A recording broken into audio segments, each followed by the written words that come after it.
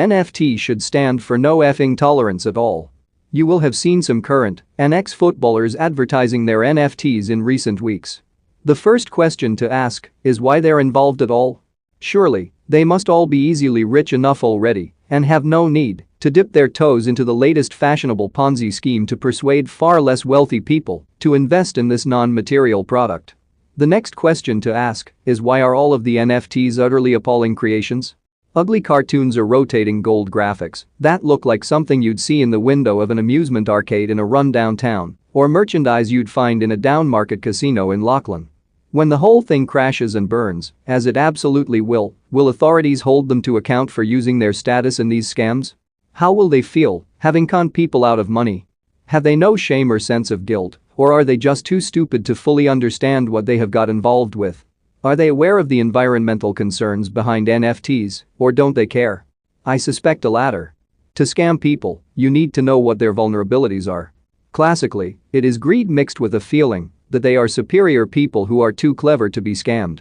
The Ponzi scheme is usually made complex and difficult for investors to understand. NFTs fulfill that very well indeed. I don't believe any of these former or current footballers could tell the difference between the blockchain and the bogchain. There has been an avalanche of negative reaction on social media to these announcements. Normally, when a player or former player does anything on Twitter, they usually have an army of acolytes slavering and brown-nosing them. Not this time. The negativity has varied from mockery all the way to outright disgust and pleas for them to stop. So far, requests for them to stop indulging in this fad have just been met with silence. Maybe they're waiting for their equally greedy agents to tell them it is bad for their brand. Because it is. Very, very bad.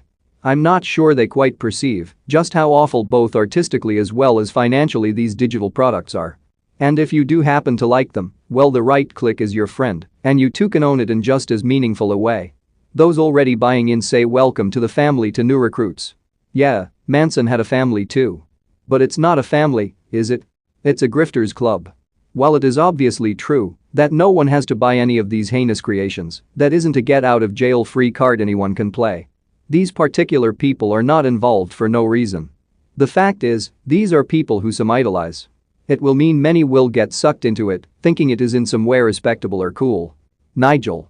Love this project and my one-of-one NFT man. Looks great and best of luck to you and the @Apocads Club team. I hope the Netherlands are favorites for the AKFC World Cup. Ani, attend DJ official @JSNFT @JOHNTERRY26 number AKFC https://t.co/MIAES4T1C9 Daily Blind @Blindly February 3, 2022. While it might seem remarkable to more level heads that anyone might look to a footballer for investment advice, these people are more influential than many of us would like to believe was possible. Crucially, the likes on Twitter for these posts outweigh the number of critical comments. There is a silent following for them. But if people want to buy into an idea, no matter how ludicrous, just explaining the stupidity of it, explaining why it's a bad thing, why it's wrong, doesn't necessarily change any minds. We see this all the time on big issues like the US election, Brexit and vaccines. Facts simply do not matter once you've bought into an alternative idea. That makes NFTs potentially even more pernicious. Those pushing them to footballers know this fine well. They know exactly what they're doing, but do the footballers? Do they know they're being conned and are in turn conning others? I suspect not fully. So, the easiest way to put a stop to this is to show our opprobrium for each and every footballer, current or former, who tries to sell these pathetic digital files. They surely care more about their brand than they do for anything else, and nothing ruins your brand like pushing NFTs. In this issue, I think we, the football collective, really do have the power to make a difference if we vociferously oppose each